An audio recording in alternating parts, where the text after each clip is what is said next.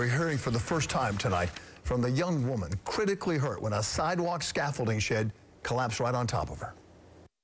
It seems like you should never have to worry about that type of thing collapsing on you. It seems like that, but Catherine Lefebvre, lucky to be alive for sure after she was buried under a mountain of heavy debris. Her life changed when her spine was broken. The accident triggering its own mountain of stories into scaffolding safety by our investigative reporter, Jim Hoffer. And Jim's here now with the latest. Jim? Well, in seconds, the life of this successful young model changed dramatically. Instead of photo shoots and magazine covers, it's years of painful physical therapy and relying on others to dress and feed her. A life forever changed because of a badly built sidewalk shed and weak oversight.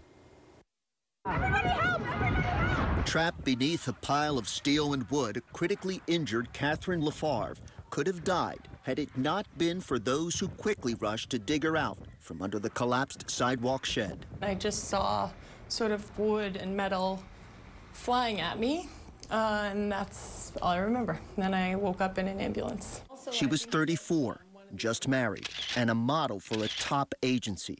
And now Catherine's spine was fractured in 5 places. In a matter of seconds, her life changed. She is learning now how to walk again and how to live with constant pain.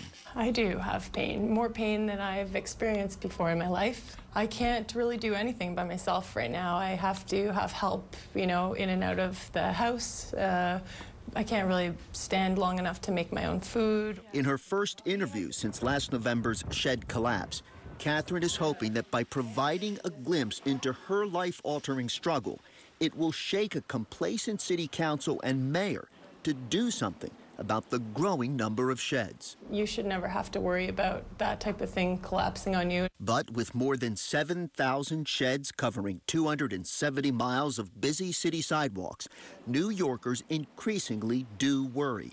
Just a few weeks ago, not far from where Catherine was injured, another scaffolding collapsed. Amazingly, no one was injured. And just last week, winds blew down a huge sidewalk shed, damaging cars at a Coney Island apartment building. We, as New Yorkers, have the right to walk down the streets of New York and feel safe. Catherine's attorney says it's unacceptable that many of these sheds are allowed to stay up for years with no one really inspecting them. This presents a danger to the public. There should be a limitation. There should be a scheduled inspection to see if in fact, this scaffold is even needed. Another potential fall hazard. You've just taken away the integrity of the structure. In an earlier investigation, we found sidewalk sheds that had been up nearly a decade as the buildings they're attached to go unrepaired. More collapses seem inevitable. 34 years old and kind of like a, you know, an infant at this point because I need help with everything I do. The engineer who designed the sidewalk shed is barred from doing work in the city forever.